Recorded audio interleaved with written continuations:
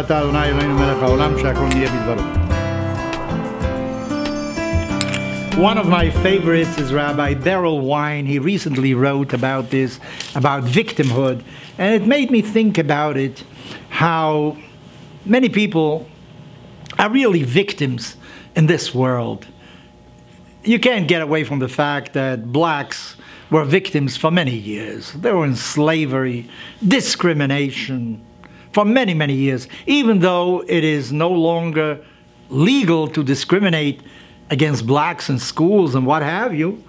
Nevertheless, one imagines that there's still discrimination going on, social discrimination. It's very difficult to eradicate it. Many of them feel that the police is against them, and so on. It's a very delicate issue. But yet, if you speak about victims, there are other victims in this world too. Of course, the Jewish people, we are the champions of victimhood.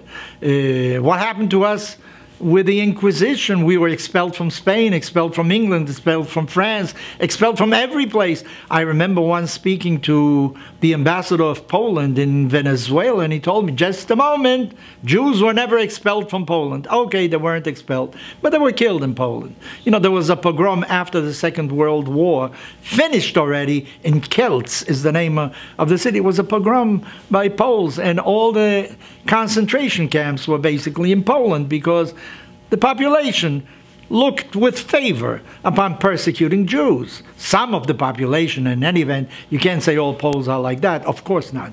That certainly wouldn't be true. But in any event, if we're speaking about victims, we are the champions of victimhood in the world. But yet, I think that when you think that you're a victim, in a sense, you're also escaping reality. You're escaping responsibility, because what you're saying is, you know why things aren't good with me? Because others are persecuting me, because I don't have the same rights. You know what Jews did? There is a medical school called Mount Sinai. It belongs to Mount Sinai Hospital. You know why? Because they didn't let too many Jews into other medical schools. There was a quota for Jews. Jews love to be physicians. Well, there were quotas that were implemented against Jews. So what did the Jews do? They founded their own medical school. Yeshiva University has a medical school called the Albert Einstein Medical School. Because either you remain a victim for the rest of your life, or else you try to do something to escape from it. But you have to stop thinking about yourself. You have to start thinking about other things, about the other horizons. I remember reading about a couple that had decided already on a name for a child that was going to be born. They knew it was going to be a boy. Joseph was the name that they had chosen. But then a few days before giving birth, the woman found out that there was a neighbor that had a son by the name of Joseph that died at a very early age. And she felt that was a bad omen for her own boy. She didn't want the name Joseph because it means that he could possibly die at a young age. Well, the man wasn't in agreement. He said he's going to go to the rabbi. He went to the rabbi. The rabbi was sitting and studying an open volume of the Talmud, and he told him what's going on. Why shouldn't I name my son Joseph? He said to the rabbi. After all, this is sorcery. We don't believe in that. You know, the fact that another child died with that name, that's no problem for us. We are sure that if our child merits, he'll live a long life. It has nothing to do with somebody else. The rabbi continued studying. After a while, he closed the volume of the Talmud, and he said to the man, I agree with your wife. Don't name the child Joseph. Not because of what she said, because the other child died at a young age.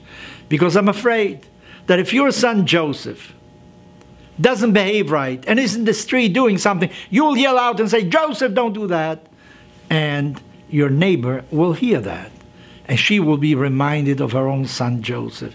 And that will hurt her because her son died at a young age. So that when you think just of yourself, how much of a victim you are, that things are against you, things don't go right with you, you won't get out of your problems. You have to open up the doors to the world, look at what's going on, respond to it, create a medical school, give an answer to your shortcomings. But don't think that because you're being persecuted, That's why things aren't well with you. In a sense, we're all victims in some manner or another.